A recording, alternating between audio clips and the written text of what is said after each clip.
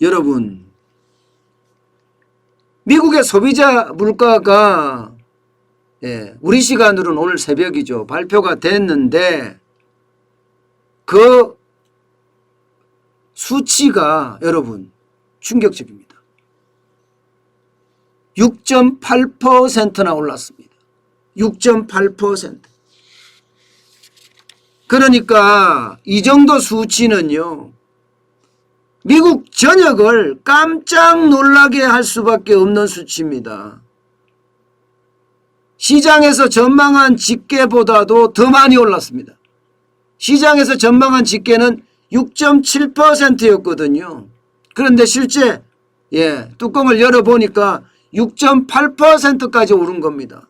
이 정도 수치는요, 1982년 6월 이후 최대폭입니다. 1982년 6월 이후 최대폭이요. 여러분, 1982년이면 언젠가요?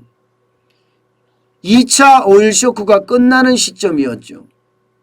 1차 오일 쇼크가 1974년에서 1975년에 있었고, 이때는 물가가 10.5% 이렇게까지 두 자릿수로 쭉쭉 올라갔을 때예요.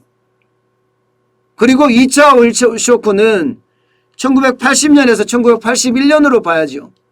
이때도 물가가 두 자릿씩 올라갔습니다. 그리고 이게 물가가 조금 내려갔던 시점이 1982년인데 이 1982년 이후로 지금 최대치라고 이야기하니까 여러분, 시장의 물가는 진짜 엄청나게 올라간 거죠.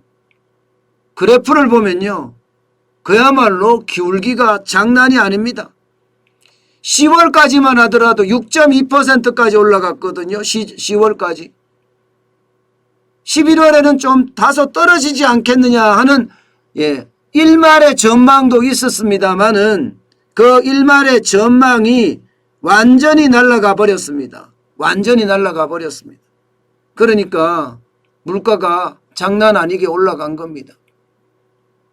지난 4월부터 시작된 이 소비자 물가는요, 이제는 걷잡을 수 없이 가고 있다, 이런 이야기까지 나올 정도입니다. 걷잡을 수 없이 가고 있다.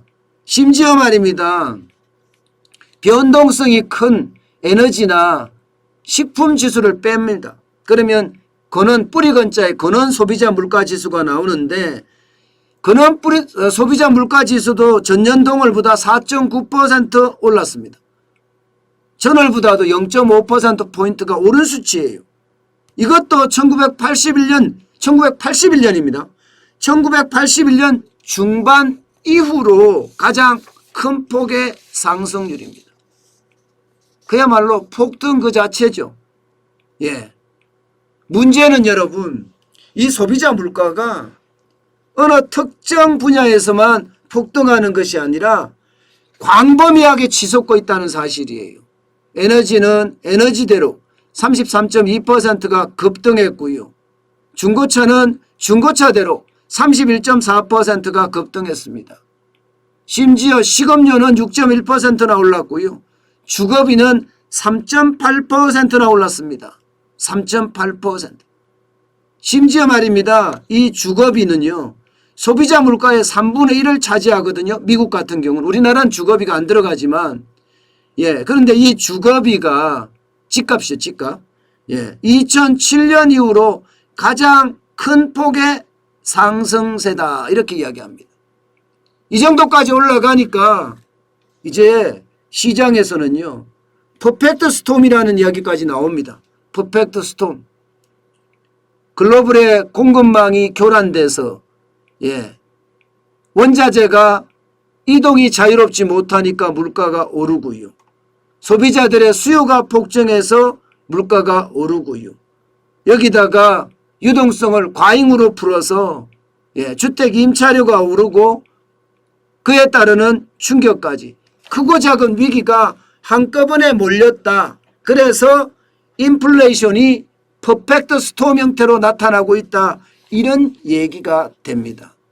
문제는 앞으로도 더 많이 오를 거라는 데 문제가 있습니다. 지금 중국의 생산자 물가 보세요. 11월에 생산자 물가가 12.9%입니다. 10월에 13.5%보다는 줄어들었지만 12.9%도 결코 낮은 수치가 아닙니다. 미국의 상품 수입은요, 중국에서 많이 수입을 하기 때문에 중국의 생산자 물가가 올라가면 수입 가격이 올라갈 수밖에 없고요. 이것은 소비자 물가의 어떤 상승으로 이어질 수밖에 없다는 겁니다. 그동안은 미국의 중앙은행도 연방준비제도 말입니다. 여기서도 일시적일 수 있다. 이런 이야기를 계속해서 해왔지만 결론적으로는요, 일시적은 아니다. 이제 내년 상반기가 아니라 내년 하반기까지도 물가가 계속 올라갈 수 있다는 그런 얘기가 계속 나오고 있습니다. 그러면 어떻게 될까요? 이제는요, 이렇게 되면 미국은요, 인플레이션 잡기 위해서 굉장히 노력할 거예요.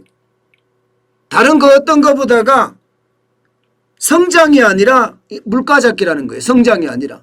오죽했으면 여러분, 조 바이든 대통령조차도 물가에 대한 이야기를 꺼내겠습니까? 여론이 심상치 않은 거니까 그렇습니다. 이게 과도하게 많이 오른 면이 있다. 또 집계가 좀 빨리 당겨져서 집계가 된 점도 있다. 뭐 이렇게까지 이야기하면서 이게 그만큼 소비자들에 대한 이야기를 계속하고 있는 거거든요. 자, 여러분, 이렇게 되면요, 미국은 진짜 일 없습니다. 무조건 테이퍼링 땡길 겁니다. 이게 1970년대 석유파동, 오일 쇼크 때 이후로 최대니까 땡길 수밖에 없습니다. 지금 현재까지 나오는 것은요, 금리를 빨리 올린다는 거예요. 금리를. 그 전에 테이퍼링을 더 빨리 한다는 이야기도 나오고 있고요. 지금 현재 테이퍼링은 월 150억 달러씩 줄여가거든요.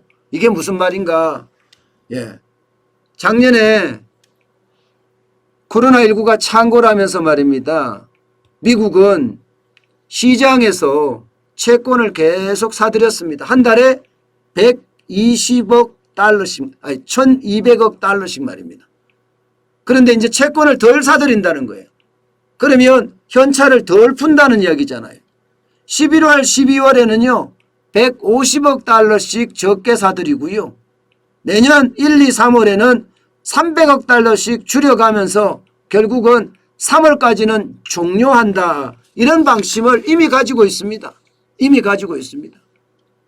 금리도 마찬가지입니다. 테이퍼링이 종료가 되면 금리 인상도 빨라질 거다. 이렇게 이야기합니다. 지금 현재까지 나오는 것은요, 6월중 금리 인상을 한다. 이런 이야기도 나오지만 이미 이것도 옛날 버전이라는 거예요.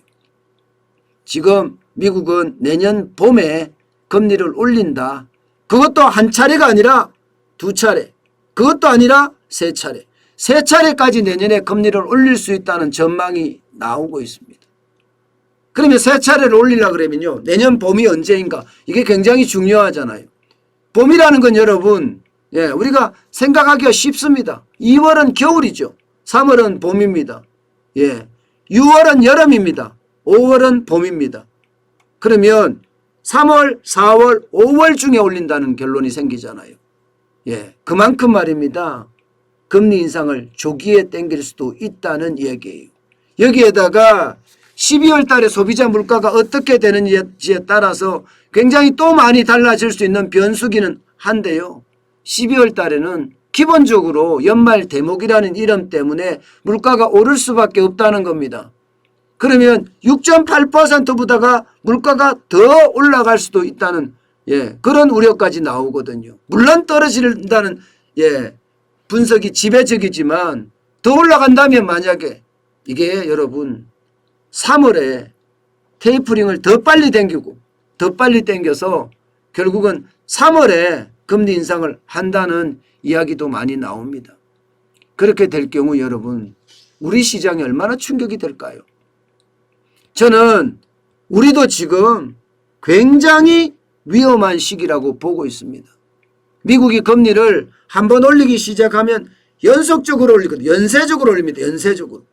계속 올립니다. 계속. 이렇게 연쇄적으로 올렸을 때 대한민국의 부채가 감당하겠느냐. 예, 이런 얘기입니다.